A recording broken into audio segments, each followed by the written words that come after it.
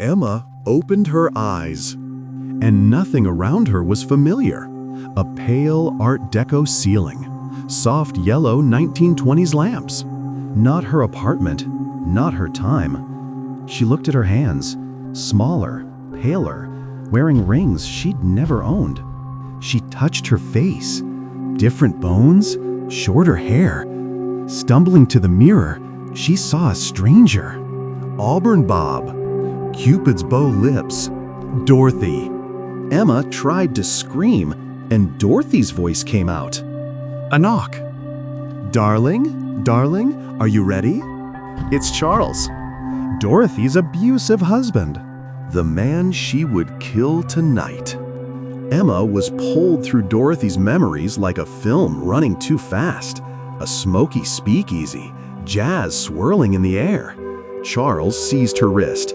Don't embarrass me tonight. His grip was tight, bruising. Flashes, Dorothy trying to leave 2 weeks earlier. Charles cornering her. You belong to me. Try it again and I'll kill you. Back at the party. Charles, drunk, meaner, twisting her arm. Smile, dance. Emma felt the pressure building inside the dress. Sarah's rage igniting. The wedding reception. The cake. Emma's hand gripping the knife, but the hand wasn't hers. Dorothy? Charles whispered, confused. Then, terrified. 17 strikes. Emma felt everyone, helpless, trapped inside Dorothy's body. Dorothy came back to herself, shaking, sobbing. The dress made me. I didn't want to. But no one believed her. The trial. Swift, merciless. Sentence. Death by hanging. Emma felt Dorothy's last breath. Her neck snapped, and the world shattered. Emma gasped awake in her apartment. Vomiting, shaking, barely breathing. It wasn't me, she whispered. But she could still feel the rope, still feel the knife. The dress pulsed around her like a heartbeat. No, please, not again. The world twisted again. 1950s, pearls around her throat.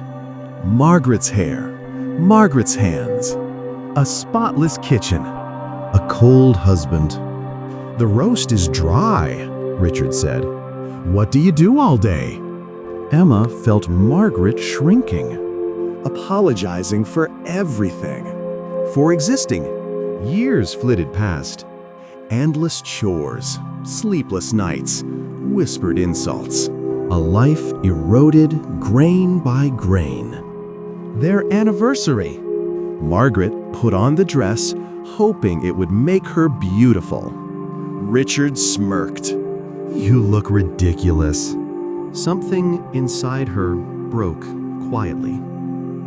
Rat poison. 1 glass of wine. 3 slow hours later, Richard stopped breathing. Margaret felt nothing at first. Then the crushing guilt. She wrote 1 line, I'm sorry, then swallowed every pill she owned. Emma felt the poison dissolve her. The slow fade. Margaret's final thought, I just wanted to be enough. Emma snapped back, laughing, sobbing, shivering. 2 deaths, 2 murders.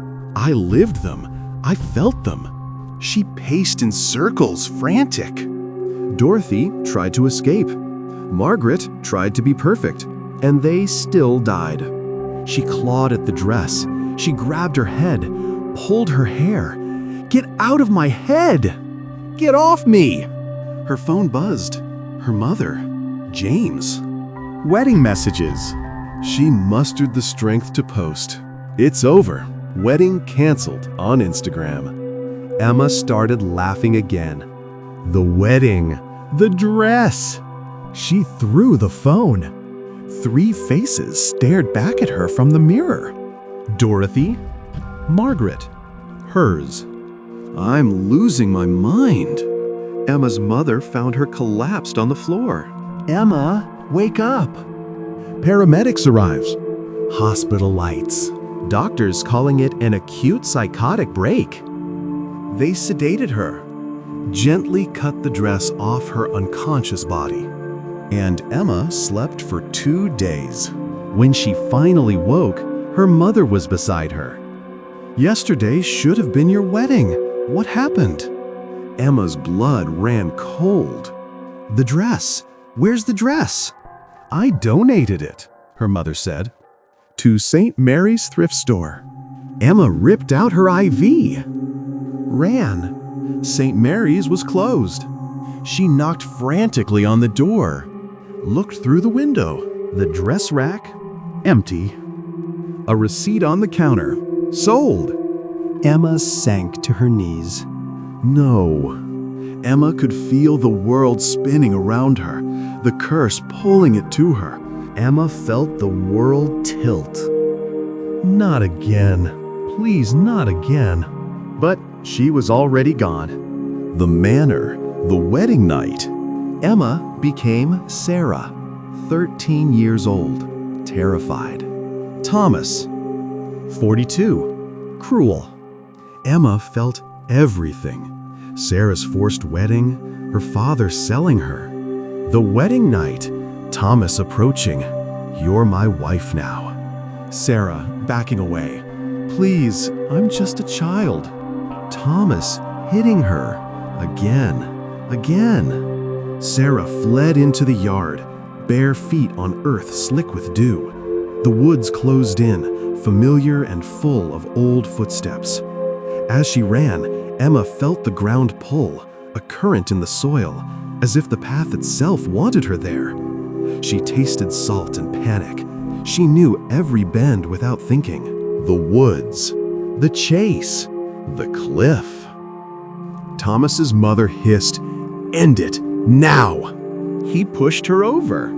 Emma felt Sarah hit the rocks, bones shattering. Sarah's dying words. Every bride will have the choice I never had. But Emma understood something else now. This cliff, this place. It had claimed others before Sarah, would claim others after. The cliff itself was cursed, and Sarah's rage fed into something already dark. The curse wasn't born from Sarah alone. It was born from this place of death, amplified by a child's dying wish, twisted by centuries of pain. Emma snapped back into herself, gasping, shaking, alone outside the thrift store. 13. She was 13. Her voice broke. Her hands trembled violently. The same hands she'd watched take lives in bodies that weren't hers. She pushed herself upright, dizzy but awake, in her mind. Clearer than any dream. She saw the woods Sarah ran through, the jagged cliff edge. The rocks below. The visions hadn't shown her a place. They'd shown her a path. She knew exactly where it was. Emma staggered to her car, climbed in with shaking hands, and turned the key. She didn't need directions. Somehow, she simply knew. And she drove toward the cliff, the place where every vision had led her. Dawn rising. Hospital gown hanging off her shoulders. The dress clinging to her like it wanted to merge with her skin.